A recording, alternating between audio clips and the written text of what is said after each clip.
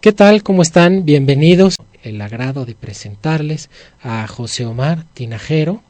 Él es maestro en estudios regionales, es historiador. Nos va a platicar de un tema muy interesante. ¿Cómo estás, Omar? ¿Qué tal, Alejandro? Pues otra vez aquí, muy contento de estar otra vez en tu programa. De Santa Catalina de Siena. Santa Catalina de Siena. Entrar a la orden de Santo Domingo en lo que se conoce como seglares o terciarios. Las órdenes religiosas, en este caso los dominicos, tienen 3 ramas. La primera orden, que es los frailes, es la rama masculina. La segunda orden, que son las monjas. Y la tercera orden, que son los seglares. Aquí pueden participar tanto hombres como mujeres. De hecho, esa tercera orden dominica surge de lo que también se conocía antes como órdenes militares. En el siglo XIII, Santo Domingo de Guzmán crea una rama que se conoció como la Milicia de Cristo, que servía para que los seglares defendieran las propiedades de la iglesia de los heterodoxos, de los herejes. Posteriormente, a finales del siglo XIII, el movimiento cambia y deja de ser orden militar y se convierte propiamente en lo que ya es lo que conocemos como una tercera orden. Santa Catalina de Siena, y entró a la variante que se conocía como las mantelatas, porque ellas llevaban precisamente un manto blanco junto con su capa negra, su hábito negro. Primero empieza a llevar una vida más, todavía más austera, de más soledad. Hace muchas penitencias. De hecho, los autores que hablan de ella, sus grandes biógrafos, de repente se concentran mucho en hablar sobre las penitencias que hacía, ¿no? De hecho, yo escribí un texto en Estudios de Historia Novohispana, una publicación de la UNAM, en la cual comento que no hay contradicción entre el eremitismo y la predicación. Al contrario, esa etapa de eremitismo de Santa Catalina de Siena le sirve para después sacar todo ese conocimiento, todo ese amor, toda esa experiencia hacia el prójimo. Hay una frase de Santa Catalina que yo pienso que sintetiza tanto su vida de ella como el mismo carisma de la Orden de Santo Domingo. Es una frase muy hermosa que dice: las flores para Dios, los frutos para el prójimo, porque solo de las flores no se vive, sino del fruto. A Dios la alabanza y el honor, la fatiga al prójimo. Las flores para Dios, es decir, la alabanza, la oración, se le debe de dar a Dios, y ahí entra lo que es la vida contemplativa. El fruto, que es todo nuestro trabajo, todo nuestro servicio, nuestros conocimientos, nuestras palabras, pero enfocado al prójimo. Y entonces ahí Santa Catalina empieza precisamente su doctrina. En primer lugar, nosotros tenemos que partir del conocimiento de nosotros mismos. En segundo lugar, ese conocimiento de nosotros mismos nos permite darnos cuenta de la grandeza de Dios y que necesitamos de Dios. Siguiente paso, nos damos cuenta que Dios ha querido que lo amemos a Él por medio del prójimo. Pasar de ese conocimiento, que podríamos decir teórico, a la acción. Se desborda y primero empieza ayudando a los enfermos. Y dentro del catolicismo tenemos grandes escuelas de espiritualidad.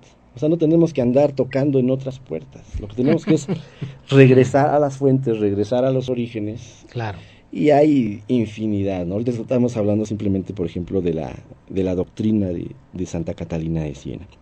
Y entonces dice, bueno, el conocimiento de Dios te permite ser humilde porque te das cuenta que necesitas de Dios. Porque dice, Dios es el que es con E mayúscula, y nosotros somos los que no somos. Que Dios es el creador y nosotros somos las criaturas.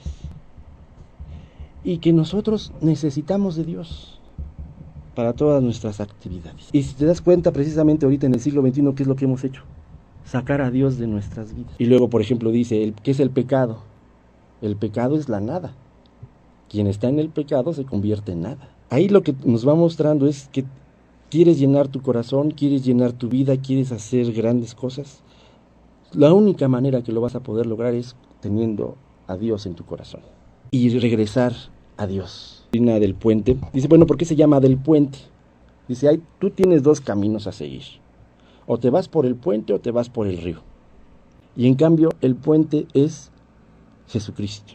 Entonces, uno a veces pareciera que el puente es el camino recto. El puente es Cristo en la cruz. Y entonces desarrolla lo que es la filosofía de la cruz. Dice, tú quieres que tu alma se una más con Dios, tú quieres avanzar espiritualmente, tú quieres lograr la salvación de tu alma, que debe de ser la meta más importante.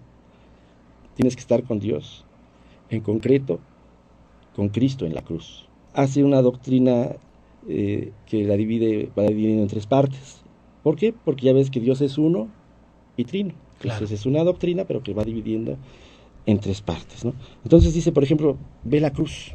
Vemos que ve a Cristo y dice, bueno, tenemos sus pies, tenemos su costado, tenemos su boca. Tres partes del cuerpo de Cristo. Esto nos debe, a la vez, como seres humanos, llevar a que nosotros sigamos tres acciones. Los pies representa el desprendimiento, el desprenderse del ser humano viejo, de todos los pecados que tenemos, de toda esa vida alejada de Dios. Entonces tenemos que desprendernos de ese hombre viejo para poder estar con Dios. Segundo lugar, el costado representa el amor. El costado, el corazón, ¿no? Representa el amor. Y ese amor, como ahorita comentábamos, debe ser amor a Dios, pero a la vez amor al prójimo. Porque muchas veces, dices, es que yo amo mucho a Dios, pero si ese amor no se ve reflejado en el prójimo, entonces Claro. está incompleto. Igual, hay otras gentes que aman, pero aman a la pura persona y no aman a Dios. Entonces se vuelve un amor antropocéntrico, entonces tampoco funciona. Entonces debe ser un amor teocéntrico. Se ama al prójimo no por sí mismo, sino porque es es criatura de Dios. Y está hecho a su imagen y semejanza de Dios. El tercer punto es la boca, que representa ya el resultado y que va a ser la paz. En primer lugar, me tengo que desprender de ese hombre viejo. Segundo lugar, tengo que amar intensamente, como decía por ejemplo San Pablo, o como decía también el apóstol Santiago, que la fe debe de ir con hechos. La fe sin obras no es fe. Y eso nos lleva a tener precisamente la paz. Entonces por eso aquí se encuentra ahorita porque hay tanto conflicto. Como nos hemos alejado de Dios y hemos entrado en lo que Santa Catalina llama la voluntad sensitiva, es decir, ese hombre egoísta que solamente quiere satisfacer sus propias necesidades, sus propios deseos. Por eso estamos en conflicto con el prójimo. Y por eso es que se rompe la paz tanto al exterior como al interior de las personas. Si queremos tener paz, tenemos que regresar a Dios, tenemos que amar a Dios y al prójimo para poder llegar a esa paz. Y obviamente esa paz de manera perfecta se logra obviamente ya cuando está uno con el Creador ya cara a cara. Pero es que la semejanza se da en función al alma. Nuestra alma es una y trina. Tenemos una alma y tenemos tres potencias, así como Dios es uno y trino. Entonces cuando vamos por el puente siguiendo estos tres grandes pasos, esas tres grandes secuencias, logramos que nuestra memoria recuerde a Dios. Segundo lugar, el entendimiento es la otra potencia del alma. El entendimiento nos permite comprender la voluntad de Dios. Y la tercera potencia del alma es la voluntad. Y en la voluntad entra precisamente el amor. Dicen los grandes teólogos, dicen, la fe, la esperanza y el amor son las tres virtudes teologales. La fe, la esperanza existen aquí en la tierra.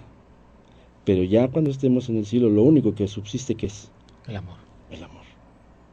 Ahora, cuando estamos hablando de amor, estamos hablando de un amor, ahora sí con mayúsculas, porque de repente igual el término amor hoy se ha desvirtuado muchas veces, ya cualquier cosa es amor, ¿no? No, y en a la menor provocación se saludan, ay, mi amor, ¿no? Sí, y de verdad que a veces, mira, me da coraje qué vacío es esa palabra amor.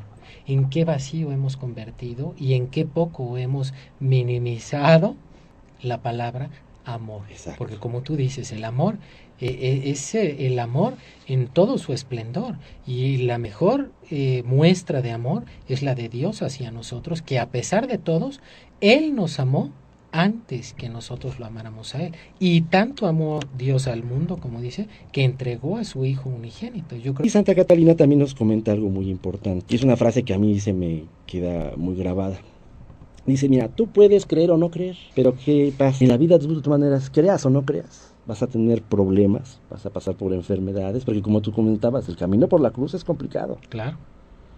Y a veces incluso, aunque no creas, pues de todas maneras de repente pues, ya hay una enfermedad, que hubo un problema X, etcétera. Dice, pero ¿cuál es la diferencia? Dice, el que cree tiene a Cristo se abraza en Cristo. Por un lado, todos esos sufrimientos, tribulaciones, tentaciones, problemas, como quieras tú llamarle, abrazados en Cristo, se minimizan, se desvanecen, se solucionan. Los problemas se convierten en oportunidades, en retos.